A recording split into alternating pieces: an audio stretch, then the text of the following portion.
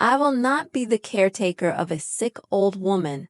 Tom's sharp words sliced through the air, echoed by his sister Lizzie's agreement. Stunned, I exchanged a glance with my brother-in-law, Mark. We were frozen in disbelief. Why don't you and Rebecca take care of her if you're so concerned? We don't need the burden of an old woman in our home. Lizzie spat, her tone dripping with disdain. My husband remained silent, his lack of remorse chilling. How could they discard their own mother so callously, the very woman who had praised and loved them? Anger simmered within me for the first time in my life. But Tom and Lizzie were blind to the surprising truth about my mother-in-law. Rebecca and her family will be taking care of me. Do you think $3 million will cover the cost of care and accessible living accommodations?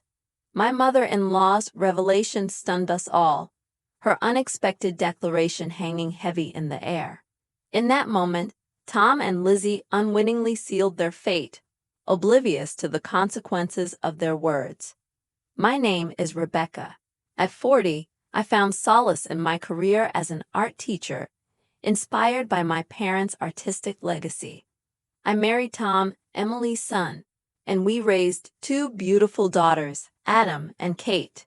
Life was peaceful until harsh reality struck. My mother-in-law suffered a stroke. She had always been kind, treating me like her own daughter since childhood. But after Ryder, my father-in-law, passed away, she seemed to lose her spirit. I noticed a change in her demeanor and made it a point to visit her often with my kids. We spent quality time together, even venturing out on outings that lifted her spirits. But one day, I received a frantic call from my children, informing me that she had collapsed. Without a second thought, I rushed to the hospital, hastily explaining the situation to my understanding boss at the art school where I taught. Upon arrival, I was met with a scene that left me speechless. My husband, sister-in-law, and kids were engaged in a heated exchange. "Dad, Aunt Lizzie, why would you say something like that? Grandma is your real mom, right?" My children's innocent voices pleaded, only to be met with Tom's sharp retort. "Shut up. You kids have no business in this. Keep your mouth shut," he shouted. Witnessing my husband berate our children in the hospital, with Lizzie glaring at them, I intervened, desperately trying to diffuse the tension. "What's going on here? Calm down," I urged, struggling to catch my breath. But instead of cooperation, Tom and Lizzie unloaded their frustrations onto me and swiftly left. This wasn't the first time Tom had treated our children and me with indifference. Despite his part-time job that kept him occupied for 4 days a week, he failed to contribute significantly to our family's finances.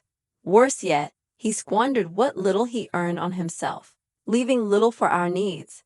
His absence extended beyond work, with him rarely present at home.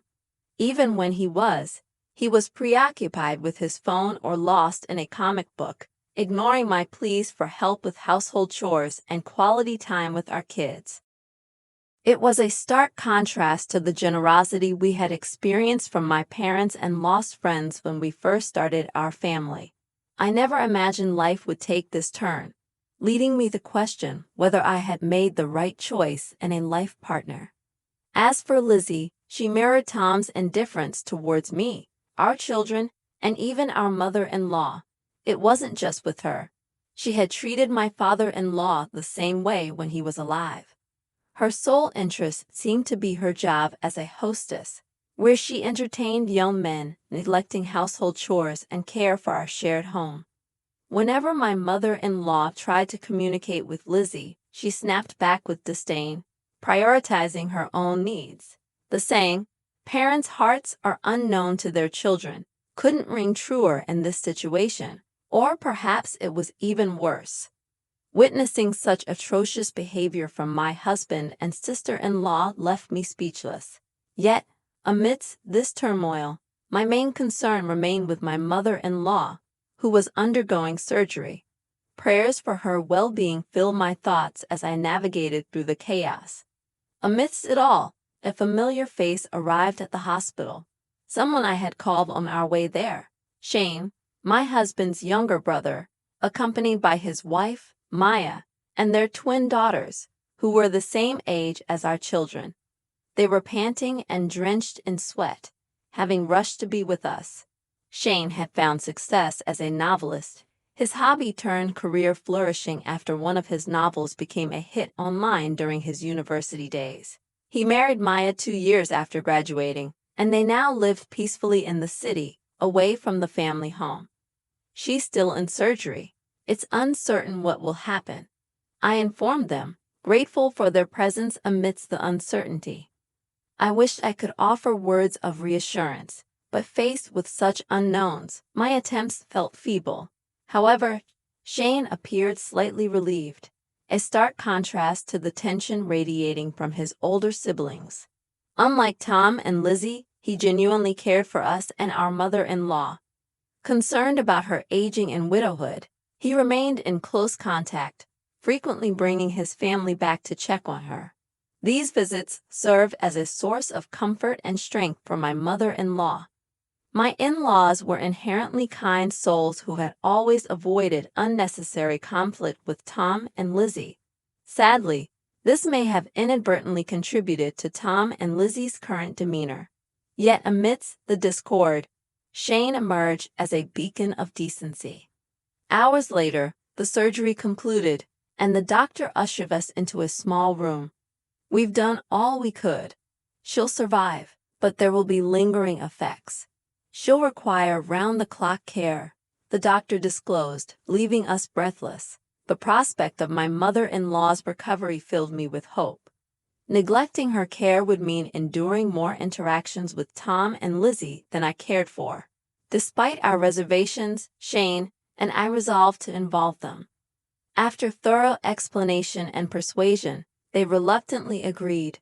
We gathered at my in-laws' house while my mother-in-law remained hospitalized.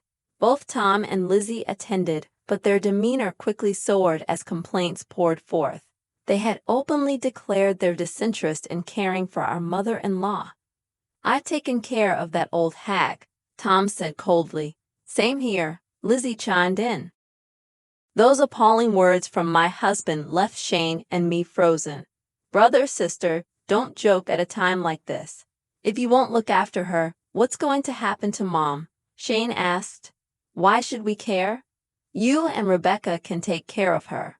Lizzie dismissively replied, fiddling with her beautifully manicured nails. Tom nodded in agreement, his face bored and disinterested. Then we should consider placing her in a nursing home, I suggested. What nonsense! You're suggesting we use our money for that old woman. A nursing home? Are you kidding? That's just throwing money down the drain, Lizzie snapped, her tone full of disgust. Shane finally erupted at their outrageous remarks. So, you're seriously abandoning Mom? Not willing to care for her or even put her in a facility? Shane, you're being annoying. If you're so concerned, why don't you and Rebecca take care of her? We don't need a senile old creature around, Lizzie spat, her face twisted in exasperation. Tom showed signs of frustration too. Unable to stay silent any longer, I interjected. Hold on, what's the meaning of this? She's your mother, and Shane is right. As if we care. Just because she's our mom, why do you assume we have to take care of her? Shane is her son too. So you and Shane can take care of her, Rebecca. You've been caring for her almost every day, right? So looking after her should be a piece of cake for you. Lizzie sneered, smirking in the most disgusting way. I no longer had the energy to argue. Shane felt the same. We decided to bring this issue up with my mother-in-law first. A few days later, Shane and I visited the hospital where my mother-in-law lay. As we stepped into her room, she greeted us with a faint smile, trying to mask her pain. Oh, Rebecca and Shane, I'm sorry for being a bother, she murmured weakly. Each visit, she would apologize, tugging at our hearts. Mom, don't say such things. Look, we've brought your favorite grapes and pears. If there's anything else you'd like, just tell us, and we'll get it for you. I reassured her, trying to offer comfort amidst the sterile hospital setting. Though my mother-in-law's spirits had improved, her condition remained precarious. As the doctor had mentioned, she had become paralyzed on her right side, making simple tasks like eating an arduous feat. She needed assistance from the nurses. Facing her fragility, Shane and I shared a silent resolve. We knew we needed to confront Tom and Lizzie again. But before we could approach them, my mother-in-law surprised us with an unexpected request. "Rebecca, could you please fetch my banking card from the drawer of that desk over there?" she asked, her expression solemn. Perplexed, I retrieved the card, wondering why she needed it. She opened it before us, revealing its contents, $3 million. Shane and I were stunned. This revelation would change everything. A few days later, Shane and I summoned Tom and Lizzie for a crucial meeting at the hospital. Though they were disdainful of the venue, their curiosity was piqued when we mentioned that my mother-in-law had important matters to discuss. They likely assumed she had decided to relinquish her home and, of course, the money. When they arrived, they were greeted by a gathering of myself, our children, Shane, and his family. Their expressions soared as they questioned our presence. "Why are all of you here? Mom, we just want clarification. What exactly do you plan to do?" Tom asked, impatience lining his tone. My mother-in-law remained calm and firm. "I have asked Rebecca and Shane to gather you all here because I have crucial matters to discuss about our future," she began, her tone somber. Tom and Lizzie exchanged puzzled glances, unsure of what to expect. "As per your wishes, I will move out once I am discharged. I will no longer show up in front of you or interfere with your lives ever again," she declared, her words hanging heavy in the air. Tom and Lizzie stared at her, their expressions akin to deer caught in headlights. My mother-in-law continued, undeterred by their shock. "Rebecca and Shane have filled me in on everything. The way you called me a burden and planned to cast me out.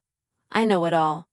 Before Tom and Lizzie could respond, she silenced them with a stern gaze. "In exchange for my departure and our final goodbye, I'm asking both of you to leave the house as well. Naturally, I will be cutting ties and excluding you from any inheritance."